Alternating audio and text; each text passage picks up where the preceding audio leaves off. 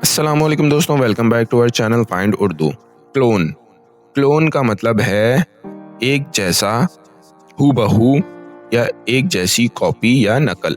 Clone का मतलब है किसी चीज का एकदम एक जैसा कॉपी तैयार करना।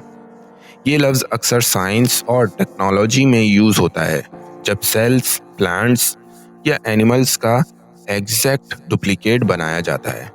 डेली लाइफ में अगर किसी शख्स का किसी से बहुत ज्यादा मिलता जुलता इंसान हो तो भी उसे क्लोन कहते हैं। Scientist managed to clone a sheep successfully. Scientist ने एक नई बकरी का हूबहू कॉपी कामयाबी से तैयार कर लिया। तो दोस्तों, क्लोन का मतलब है एक जैसा कॉपी बनाना, जो अक्सर साइंस और नकल के हवाले से यूज होता है। उम्मीद है अब आपको क्लोन का मतलब समझ में आ गया होगा।